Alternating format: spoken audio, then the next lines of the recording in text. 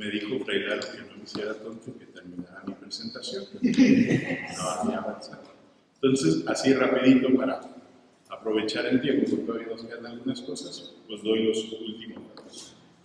Hasta los 40 años gozó Fray Martín de una buena salud, pero en 1619 empezaron unas cuartanas. ¿Qué es esto? Fiebre con frío que se repetía cada 4 días, producidas por el paludismo.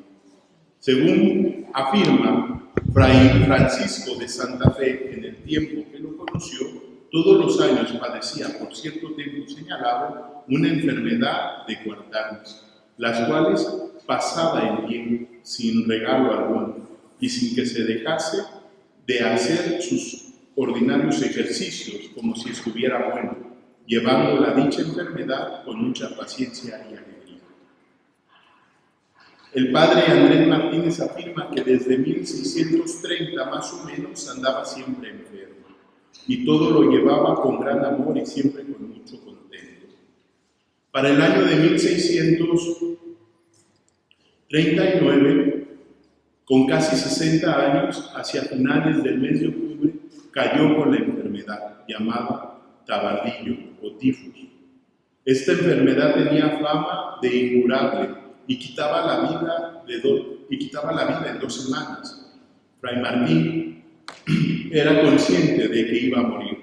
Por eso mandó el médico que le curaba hacerle medicamentos que precisamente habían de matar a algunos animales como eran pájaros, palomas y gallinas. Lo sentía en extremo y le oyó decir diversas veces que para qué mandaba a aquellas criaturas a Dios, puesto que la voluntad divina era llevada de que muriese y no le habían de aprovechar. Así que sucedió que murió de dicha enfermedad. El padre Antonio Gutiérrez afirma que habiendo puesto superior a otro hermano para que le asistiese de enfermero, le pidió que le diesen por enfermero a este testigo. Y así lo hizo y le asistió como tal hasta que murió. Pues bueno, para no hacer esto ya más largo, a Fray Martín cuando muere lo entierran en la sala capitular de su convento, a muy buena profundidad, dicen los testigos. Después, era tanta la devoción que los limeños tenían por Fray Martín, que hubo la necesidad de sacarle de la sala capitular y se le llevó a lo que fungía hasta ese momento como enfermería, donde Martín desgastó muchos de sus días en la enfermería, curando a los pobres. Y se puso en este lugar, que ahora está esta lápida ornamental, ahí fue su tumba. Fue tal el amor que el pueblo limeño le tenía a Martín, que tuviesen que quitar la enfermería y convertir en capilla. Y entonces fue la primer capilla y el primer lugar donde se honraron los restos de Fray Martín, hasta que un papa, no me pregunten el nombre que no me acuerdo, prohibió el culto a Fray Martín. Y fue hasta que se abrió su proceso de canonización que hubo de sacarlo de aquí y traspasarlo a los restos a donde ahora se veneran, que es en el templo de Santo Domingo, ahí en Lima, del convento, junto con los otros 2 santos hermanos de él, Fray Juan Macías y Santa Rosa, en una capilla adjunta al altar mayor. Entonces, para verlo bien, pues hay que ir a Lima, ¿verdad? Muy bien, ahora sí, ya continúa.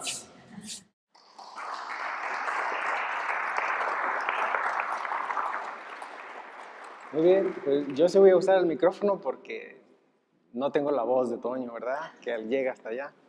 Bien, hoy vamos a continuar con este tema que les decía, es muy importante, bueno, a mí se me hace muy interesante también, el clamor del Espíritu desde la teología de la liberación.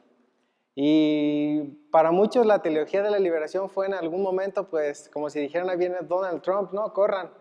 Pero no. Vamos a ver podemos decir, una arista, un lado de lo que es la teología de la liberación que nos presenta Víctor Codina, para desde ahí abordar el clamor, perdón, lo que nos presenta Boff, para abordar lo que después nos dice Víctor Codina sobre el clamor del Espíritu y cómo Martín respondió, a pesar de ser cronológicamente muy distantes, pues atendió el clamor del Espíritu que estaba pues llamando en ese momento. ¿Qué es la teología de la liberación? Pues lo que vamos a ver de Clodovis Boff es solamente un horizonte. No vamos a pretender abarcar toda la teología de la liberación. Vamos a ver que es completamente muy diferente a lo que se vivió en los 80s, en los 90s o lo que nos queda hoy hasta nosotros, ¿no? Estos presupuestos, como les dije, nos van a permitir abordar la vida de Martín de Porres a la luz de la neumatología. Bien, el clamor del Espíritu desde la teología de la liberación. Primero, hay que tener en cuenta que según Boff, el horizonte de la teología de la liberación siempre va a ser el plano o va a estar en el plano de la salvación. No podemos deslindarnos de ahí. Si nosotros nos dedicamos completamente a los pobres y vamos por los pobres y los pobres, dejando de lado la salvación, pues no es teología. Será otra cosa, será altruismo u otra cosa, pero no es teología. Dice, el primer plano siempre será la salvación. En un segundo momento, pues sí vendrá la liberación de los pobres, pero hay que tener en cuenta que el primer plano siempre será la salvación.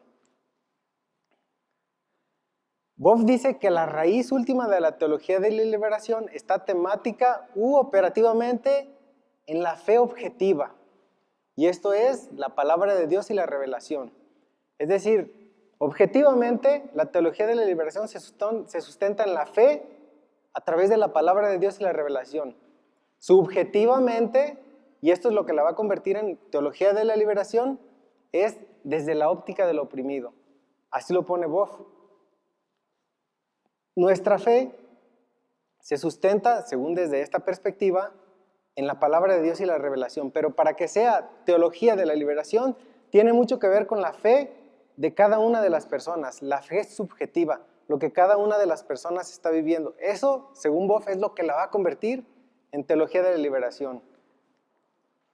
La teología de la liberación no es solamente teoría, porque podemos quedarnos y hacer pues nuestros tratados de teología de la liberación, pero pues dice, no, también es praxis, no solo es visión o interpretación, sino también es compasión, solidaridad, entrega, esperanza, que es muy importante, lo que Martín vivió y lo que también nosotros estamos invitados a vivir. Tal vez nosotros nos decimos que no somos de la teología de la liberación, como muchas veces se enmarcó o se trabajó durante mucho tiempo, pero que podemos vivir esto.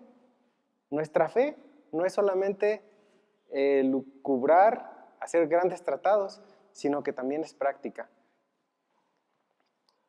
Y esto es interesante. Un dominico Schillebeeckx afirma que los teólogos europeos son demasiado académicos.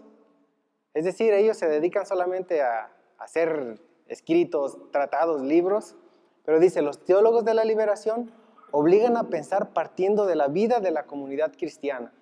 Es decir, la teología partiendo de la vida de cada una de las personas, de cada uno de la situación en la que estamos viviendo y en la que cada uno se rodea. Boff presenta de la teología de la liberación 3 niveles. Y ahorita vamos a ver en cuál nos podemos ubicar y vayan relacionándolo con todo lo que vieron de Martín, a ver en cuál nivel él estaba. Como les digo, es cronológicamente algo bien distante, pero que de alguna manera Martín hizo eso. Vamos a empezar,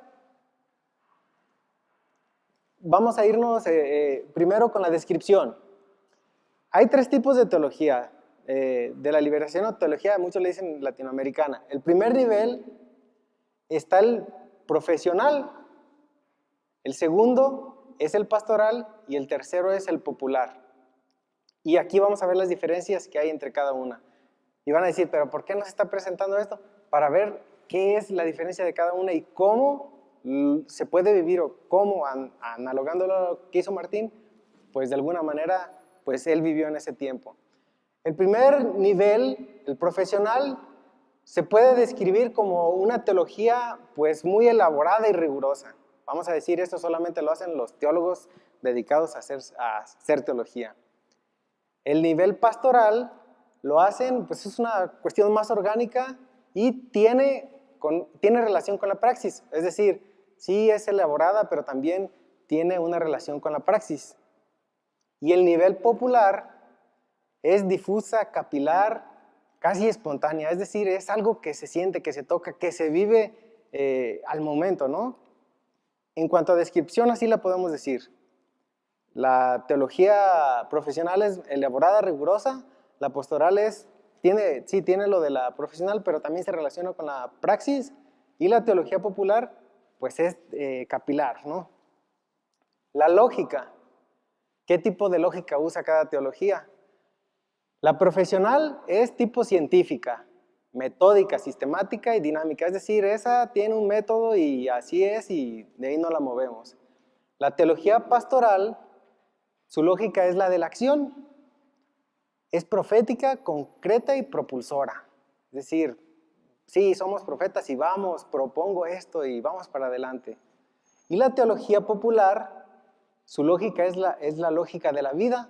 Es oral, gestual, sacramental. No solamente sacramental en lo que nosotros conocemos como sacramentos de la iglesia, sino desde esta perspectiva de la teología de la liberación hay muchos otros sacramentos, ¿no?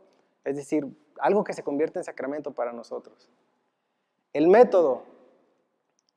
La teología profesional es una mediación socioanalítica, tiene una mediación hermenéutica y es práctica. Es decir, aquí nos vamos a ir a analizar, a interpretar y a ver cómo la ponemos en práctica. El de la teología pastoral, y yo creo que esto muchos lo hemos usado y se sigue usando, su método es ver, juzgar y actuar. Si lo habían utilizado y a lo mejor no sabían, pues es teología latinoamericana, teología de la liberación. Y el de la teología popular es confrontación con evangelio y vida. Es decir, ¿qué me dice el evangelio y qué estoy viviendo? ¿Cómo lo voy a llevar a la vida? El lugar donde se hace la teología profesional en los congresos teológicos, la teología pastoral en asambleas eclesiales y la teología popular en cursos de entrenamiento, es decir, pues en muchos lugares, no solamente en congresos, etc. Su producción, es decir, ¿qué es lo que produce esa teología? La profesional, tanto su producción oral y escrita, son conferencias, en aulas, libros o artículos. Es decir, es cuando tú vas a comprar un libro, te vas a encontrar con un nivel profesional. La teología pastoral la encontramos en discusiones, documentos pastorales, etc., más una mediación. Y la teología popular la vamos a encontrar en comentarios al evangelio, celebraciones, dramatizaciones, itinerarios. Es decir, esa se va a vivir en cada comunidad. Entonces tenemos tres modelos diferentes de la teología de la liberación de hacer teología. Yo puse en negritas las de la teología popular porque yo creo que desde esta perspectiva Martín siempre estuvo en ese lado. No podemos decir que Martín fue un teólogo de la liberación porque ni siquiera fue teólogo y este tipo de teología todavía no existía. Entonces, pero sí, de alguna manera, podemos identificar rasgos de lo que Martín hizo con ese tipo de teología. Esta como introducción es para ver lo que Víctor Codina propone, ¿no?, sobre el clamor del Espíritu y desde dónde nosotros vamos a poder abordar esa teología. Algo interesante, que lo que vamos a identificar, estos tres niveles, es dentro de la lógica, dentro del lenguaje que utilizan y dentro de la manera que va a llegar a las personas.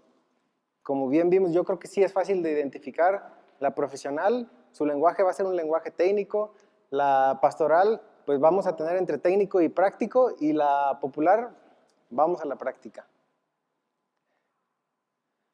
Pero todo esto, esta teología tiene como fundamento la fe. Pero la fe que nos lleva a dos cosas. Lo primero que la fe es la transformadora de la historia. Es la que nos hace que nuestra historia se transforme, la historia que estamos viviendo. O podemos decirlo de otra manera, la historia, nuestra historia, pensada a partir de la fe. Y creo que eso es lo que Martín vivió. La historia que él hizo, que él vivió, pues siempre la pensó a partir de la fe. La fe, hace ratito les decía que la fe, que la teología era, no solamente lo teórico, sino lo práctico. Pero la fe no se reduce solamente a la acción. Siempre es mayor y comprende también momentos de contemplación y profunda gratuidad. Es decir, que pues sí, vamos a trabajar, vamos a ir con los pobres, vamos a ir con etcétera, pero pues también hay que contemplar. Y esto va a ser un papel fundamental, fue un papel fundamental en la vida de Martín, y creo que debe ser un pilar, un sostén para nosotros en cada una de nuestras vidas, sea como seamos, la vocación que hayamos elegido. El Espíritu Santo por mucho tiempo se concibió como susurro, como susurro, como algo, el viento suave, el fuego, etc. Y así lo concibimos en el Antiguo Testamento. Pero también es clamor, grito, gemido, llanto. Y es que hay una palabra en el Antiguo Testamento que muchos teólogos la sacan, que significa clamor. Ellos dicen, es que esta palabra no solamente es pues cualquier clamor, sino que es una queja contra la injusticia infligida. Es decir, lo que los profetas decían, pues era este clamor, el clamor de los pobres, el clamor de los oprimidos. Cuando en la cuestión monárquica, pues siempre les decían a los reyes, ¿no? Oye, escucha el clamor de la gente. Ese es también un clamor del Espíritu que sigue llamando y que nos sigue llamando también a nosotros, pues a movernos. Ahora sí, vamos a presentar 4 maneras en que Víctor Codina presenta, tiene muchas, pero nosotros solamente elegimos 4 que creemos que se pueden relacionar o que tienen una relación con lo que Martín hizo, con lo que Martín vivió. Como les decía, el Espíritu sigue clamando, no es algo que se quedó en el pasado, sino que sigue cada día en cada una de nuestras vidas. El primero que Víctor Codina, o que yo les presento de Víctor Codina, es el clamor de la razón. Y es que durante mucho tiempo la iglesia estuvo, hasta la fecha, no tanto como en la Edad Media o en otras épocas, pues llena de filosofías, principalmente, no las únicas, pero sí la platónica y la aristotélica, que todavía tenemos mucha influencia de esas filosofías, y teníamos entonces una espiritualidad desencarnada del mundo. Lo que hacíamos, lo hacíamos para la siguiente vida. Y lo que estamos viviendo aquí, entonces, pues, ¿qué está pasando, no? Esta espiritualidad desencarnada del mundo, pues vamos a ver que con nosotros, en nuestra vida, podríamos decir que ya no tiene cabida. Si decimos que el Espíritu está en nosotros, no podemos hacer todo para vivir la otra vida, y en esta vida, pues ¿qué? ¿Me voy a mortificar? ¿Voy a hacer todo para vivir la vida futura? No. Hay miles de personas que claman hoy que otro mundo es posible. Es decir, el clamor de la razón. Mucho tiempo la iglesia se dejó guiar por lo que la razón le decía. Y hoy en día mucha gente se deja guiar por lo que la razón le dice. Pero deberemos de pensar si realmente lo que esa gente cree que la razón le está diciendo es lo correcto, porque la mayoría de la gente dice que se construya, por poner un ejemplo, que se construya un aeropuerto en otro lado, es que la gente tiene razón. Deberíamos de ver si realmente es la razón. Podríamos decir que es hasta una falacia, ¿no? Ad populum. Pero realmente tenemos que escuchar cuál es el clamor del Espíritu en nuestra época, en nuestro año, en nuestro día, en nuestro momento. Hay que escuchar el clamor del Espíritu que quiere un mundo diferente y también una iglesia diferente, más cercanos al proyecto del reino de Dios. Y dirá Bárbara Andrada que la fe cristiana tiene que ver con la totalidad de nuestra existencia. Es decir, nuestra fe no es solamente razón, sino que tiene que ver con la totalidad de nuestra existencia. La fe es algo que penetra nuestra vida diaria, que nos sostiene y que nos da esperanza. Podemos, y Tomás de Aquino lo dice, ¿no? La fe y la razón no están peleadas, pero se complementan. Entonces no podemos abocarnos completamente a la fe sin dejar de lado la razón, porque somos hombres y mujeres racionales. Tampoco podemos abocarnos completamente a la razón dejando de lado de la fe. Entonces hay que escuchar el clamor de la razón que te dice, pon los pies en la tierra, como escuchábamos hace rato. Ahora vamos a escuchar un breve ejemplo de cómo Martín atendió a este clamor. Martín atiende al clamor de la razón porque sabe entender los procesos naturales de su época y de su historia. Sabe dar respuesta a aquello que los grandes teólogos y filósofos no prestaban atención, a lo sencillo, a lo básico. Dicen que los santos son las personas más felices del mundo, porque están más cerca de Dios, que es la alegría del mundo. San Martín no era una excepción, por más que algunos se espanten de sus grandes penitencias.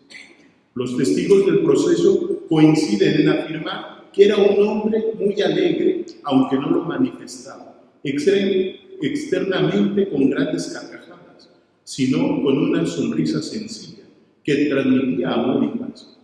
Su sobrina Catalina de Port decía que tenía el semblante muy alegre y risueño. El padre Salvador de Mota asegura que tenía siempre el rostro muy alegre. Francisco de Ortiz lo encontró un día con gran alegría y muy risueño, hablando lengua china. El padre Francisco de Arce puede decir que él fue muy pacífico y amoroso y jamás le dio este testigo airado el rostro ni acción impaciente, sino que trajo siempre el rostro alegre y el corazón pacífico, quien, dando a entender que en él y en su alma moraba la gracia del Espíritu Santo y regía sus acciones la razón que viene de él.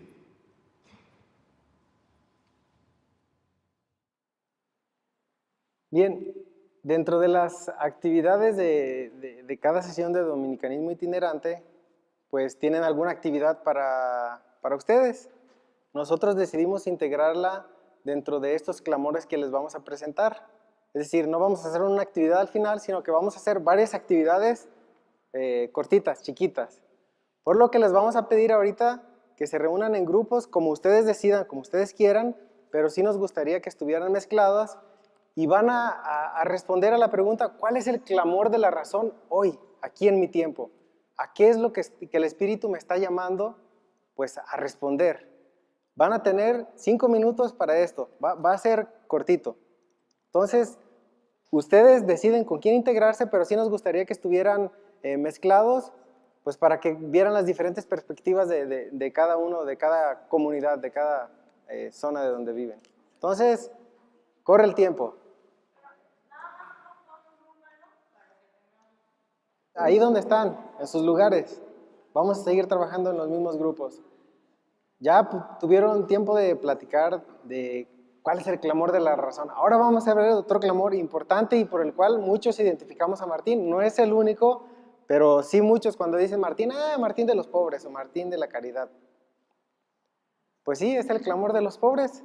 Y vamos a ver que por mucho tiempo muchos pensaron que la iglesia tenía problemas y nosotros nos podemos preguntar si los pobres son problema para la iglesia. ¿Son problema los pobres para la iglesia? ¿Sí o no? Algunos dicen que no, otros dicen que sí. Pues fíjense que la iglesia, desde esta perspectiva de los que nos presenta Víctor Codina, se preocupa muy poco por los pobres. Lo que le interesa a la iglesia y sus problemas fundamentales son transformar las estructuras internas. Es decir, pues tenemos que renovarnos, transformar la manera de cómo estamos actuando desde las estructuras internas. Le interesa reformar sus ministerios. Esos son sus problemas. Tenemos un problema que hay que reformar los ministerios. Hay que darles un nuevo aire, un nuevo tinte, y sobre todo del Concilio Vaticano II para acá. Hay que renovar la moral sexual porque, pues, lo que se ve hoy, dijera, ¿no? Es decir, sí, ese es uno de los problemas. Hay que dialogar con la ciencia y la religión. Sí, es muy importante también. Y ahorita está dentro de nuestras prioridades, hay que dialogar. Hay que respetar los derechos humanos. También es un problema. Ellos son en lo que se abocan principalmente. Pero Víctor Codina dice que el clamor del Espíritu, el clamor de todo el Espíritu es mayormente profético, y eso nosotros lo podemos atestiguar también. De ese clamor que pide justicia, el clamor de los que sufren injustamente, vamos a ver, de los injustamente marginados en tiempos de Jesús. ¿Quiénes eran? Los pecadores, los leprosos, los enfermos, mujeres, niños, ciegos, cojos, etc. Ese clamor también nos está diciendo a nosotros, haz caso de lo que estás escuchando a través de los pobres. Ya no estoy diciendo de los del tiempo de Jesús, sino de los de tu tiempo. Jesús escucha su clamor, se compadece de ellos, le conmueve las entrañas, los sana, los perdona, los integra a la sociedad, los defiende y les da de comer. El clamor de los pobres hoy para nosotros es un verdadero signo de nuestro tiempo y constituye para nosotros un lugar teológico especial y privilegiado como una fuente de revelación. No como una fuente de revelación, sino como un lugar adecuado donde la palabra se hace historia y el Espíritu lo recrea. Hay que atender a esto. ¿Qué implica para la iglesia escuchar el clamor del Espíritu a través de los pobres? Martín, en su tiempo, en su contexto, hizo caso a ese clamor. ¿Qué estamos haciendo nosotros para escuchar ese clamor, el clamor de los pobres? De nuestros pobres. Y no me quiero meter si pobreza espiritual, pobreza material, porque aquí nos llevamos también otra semana. No, de los pobres. Jesús dice también, a los pobres siempre los tendrán, ¿no? ¿Qué hay que hacer con ellos? Martín fue un hombre de grandísima caridad. En el oficio de enfermero que ejerció usaba tanto de ella para con los religiosos enfermos, que además de asistirles con el mayor amor del mundo, le tenían todos por padre y amparo, llamándole padre de los pobres. El padre Gonzalo García recuerda que en muchas ocasiones vio que en el convento entraban en la enfermería por la portería falsa algunos hombres que los traía heridos y con algunas heridas penetrantes y de muerte, y aplicando un mediano remedio a la herida y haciendo una señal de la Santa Cruz sobre ella, sin otro remedio, dentro de pocos días quedaban sanos y buenos. Muchas veces se veía a Martín ir hacia las rancherías, donde estaban los negros, a quienes llamaba tíos, y viendo al siervo de Dios, cada uno salía con un achaque, unos de llagas, otros descalabrados, y otros con dolores que padecían, y a todos los curaba, con una cajita de ungüentos y trapos que llevaba, dejándolos consolados a todos. Y les reprendía sus vicios, y a algunos les decía lo que habían hurtado aquel día, y les reñía mucho. Y luego se iba a los aposentos de las negras enfermas, viejas, y las curaba y consolaba, doliéndose de sus trabajos, todo el cual era su recreación, su gusto y su deleite. Volvemos a trabajar de la misma manera. Nos juntamos y vemos de qué manera estamos respondiendo a este clamor que el Espíritu nos llama. Otros dos clamores que les vamos a presentar. El primero es el clamor de los diferentes. Y aquí no voy a hacer referencia a una diferencia específica, simplemente a los diferentes, todos los diferentes. Reconocer que existen seres diferentes que no son como nosotros no es fácil. ¿Por qué? Porque implica verlos también a los otros como reflejo de nuestra imagen y semejanza. Reconocer que hay personas diferentes a nosotros, pues ustedes pueden decir, y por su experiencia creo que lo han vivido, no es fácil. Y nosotros podemos caer en dos, podemos decir así, dos extremos. El primero es integrarlos y asimilarlos como uno mismo. vemos a alguien, una persona que es diferente, que podemos hablar desde color de piel, raza, sexo, nacionalidad, etcétera, que es diferente. Tendemos, un extremo es integrarlo y asimilarlo como uno de nosotros. Sí, eres uno de nosotros y el otro pierde su identidad. Al hacerlo uno de nosotros, el otro pierde su identidad. O por el otro lado, caemos en el otro extremo de alejarlos y excluirlos. Porque tú no eres como yo, pues no estás dentro de mi grupo. El espíritu respeta las diferencias y particularidades de cada uno de nosotros. Y recordábamos esto, que todos somos diferentes y el espíritu nos dio diferentes dones, diferentes capacidades, y el espíritu lo respeta. Martín, una de las principales diferencias que podemos notar a primeras es su color. Él era completamente un excluido en ese tiempo por ser mulato. Su madre mulata, su padre español. Ahí ya vemos una completa diferencia. Algo que le ayudó a Martín a entender y a aceptar esta diferencia, pues a lo largo de su vida fueron las experiencias que tuvo. Desde que fue niño, cuando trabajó de barbero, cuando fue a vivir a otro país, que se lo llevó su padre, el regreso a Perú. Es decir, Martín supo integrar estas diferencias, supo integrar a los diferentes. Y lo mismo le daba si fuera un fraile, atenderlo, que si fuera el pobre que venía a pedir pan, que venía a que lo curara. Se cuenta una anécdota por ahí que un hermano estaba enfermo y pues Martín va a atenderlo y le dice, pues vete perro mulato, ¿no? Así le solían decir, perro mulato. Martín se fue y regresó y le trajo la sopa que le gustaba. Es decir, Martín no distinguía. Él siempre aceptó a todos. Este clamor de los diferentes vamos a unirlo al clamor de las mujeres. Y tampoco me quiero meter en cuestiones de que si acepto o no la teología feminista, eso vamos a dejarlo de lado. Simplemente, y ustedes lo pueden notar, la mujer todavía en nuestros días tiene un papel mucho más limitado a la del hombre. Es decir, primero, la primera diferencia es, pues en muchos casos, en la mayoría yo diría, pues la complexión, la fuerza, el sexo, etc. Vemos una diferencia.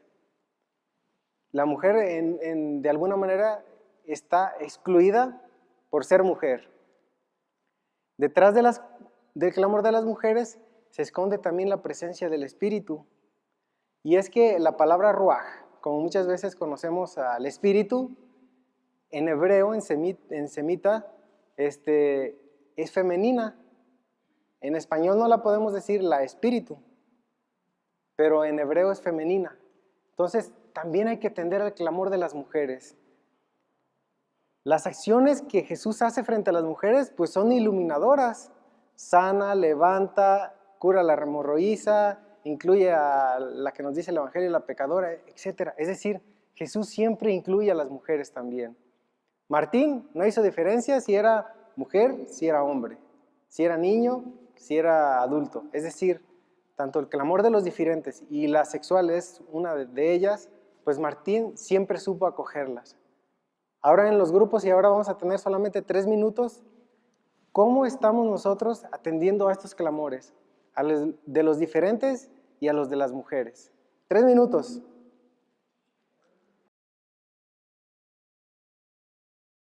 Bien, como último punto,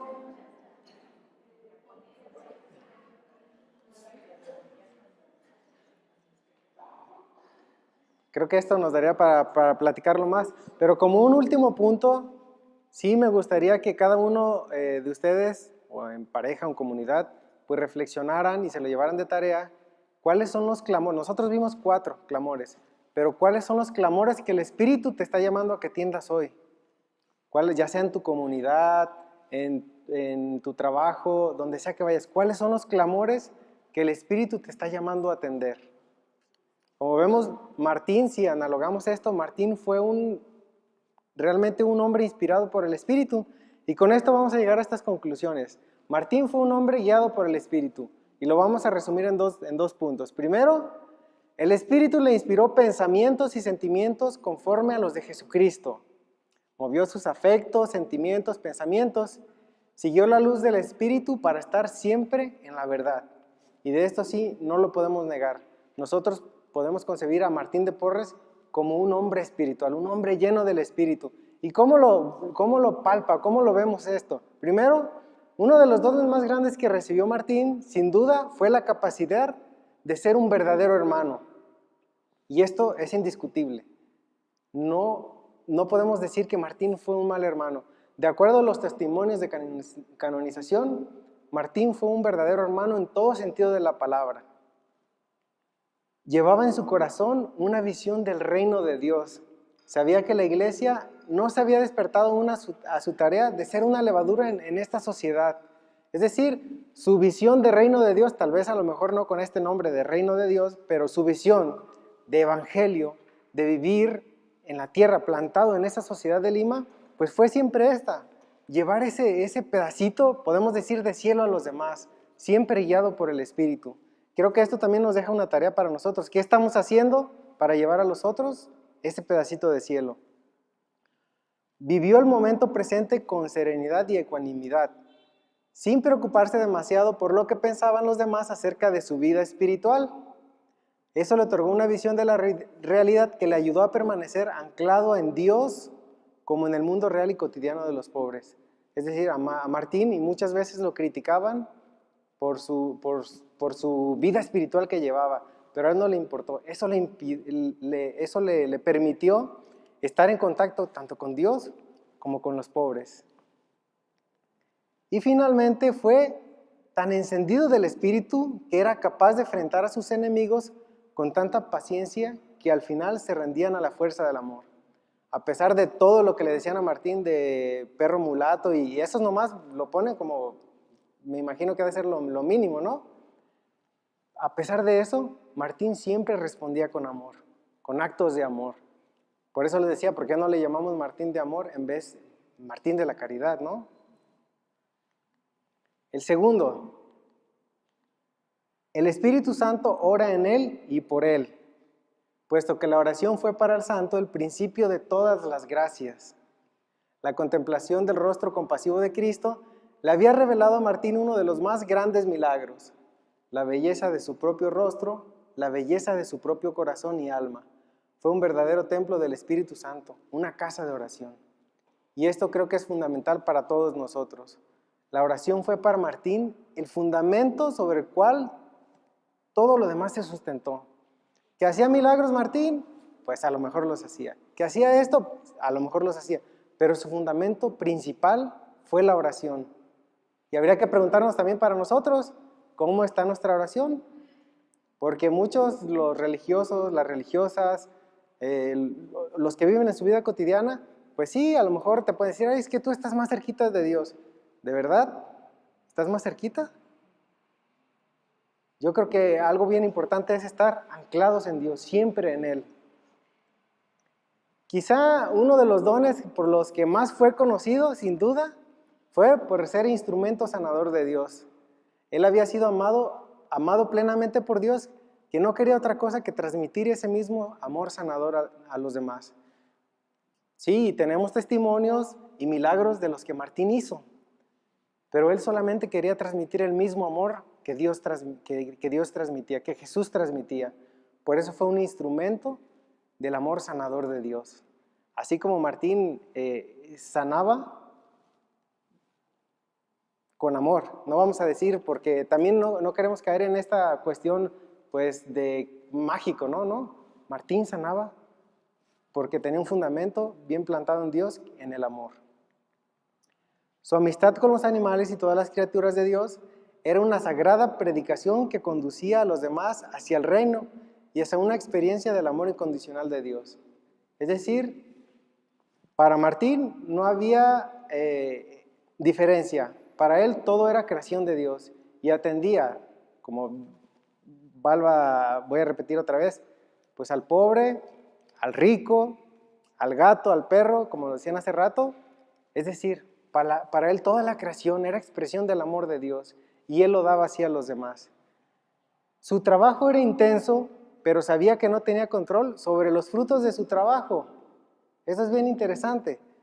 Él no tenía control sobre los frutos de su trabajo, sino que eso dependía del Señor, del dueño de la cosecha. Y es que nosotros muchas veces pues creemos que por nuestro propio trabajo, por nuestro propio empeño, vamos a tener frutos. Los frutos dependen del Señor, no dependen de nosotros. Dame el Espíritu, Señor, para sanar. No depende de ti. En parte sí, bueno, tienes que estar en esa comunión con Él, pero los frutos dependen de Él. Y finalmente, el último punto, y con esto resumiría todo, el don final de Martín fue entregarse como pan para el mundo, como fuego que arde y se esparce. Y esto a mí me llama mucho la atención de parte de Martín. Yo conocía a Martín de Porres desde niño. Yo no sabía que era dominico hasta que entré a la orden, cuando me dijeron, Martín de Porres es dominico. Y yo, ¿es dominico? Sí, el fuego de Martín. Si recuerdan ese sueño de la beata de Juana de Asa, cuando Santo Domingo esparce, o el perro que esparce pues el fuego por el mundo, ¿no? Así fue Martín. Fue a repartir el amor de Dios a todo el mundo. Y esos testimonios que tenemos, que el don de la bilocación, que se aparecía en Filipinas o en otros lados, pues es simplemente esto, que Martín fue y llevó, contagió el fuego de Dios. Podemos decir que es un hombre, y así lo resumo, un hombre lleno del Espíritu Santo. Y concluyo con esto, hermanos. Nosotros creemos o muchas veces pensamos que la santidad pues es solamente para algunos, que tienes que escribir grandes pues sumas teológicas, como tenemos la diferencia entre Tomás de Aquino y Martín de Porres, ¿no? Una gran diferencia. Pero Martín nos enseña que la santidad se vive en lo cotidiano, en las obras de cada día, en la sencillez, así como el Señor Jesús fue, con los necesitados, con los pobres, con los enfermos, con los hermanos de comunidad, con tu familia, etc. La santidad es algo que nos tenemos que ganar día a día. Es algo por lo que todos tenemos que luchar. Y no es para el final de los tiempos o para el final de nuestra vida, ni tampoco para que nos pongan en un altar. Creo que el Señor sabe lo que hay en cada uno de nuestros corazones. Y a lo que Él nos quiere guiar, pues nosotros tenemos que estar atentos. Hay que abrir nuestro corazón al Espíritu como Martín lo hizo y estar atento a lo que hoy en día está clamando. No solo allá afuera, sino también en tu corazón. Pues hermanos, espero que esto les haya abierto un poquito pues la vida de Martín y entenderlo desde esta perspectiva de que fue un hombre pues no solamente dominico, sino un hombre cristiano entregado a la vida, entregado a Dios, al amor de Dios por el Espíritu Santo. Pues muchas gracias.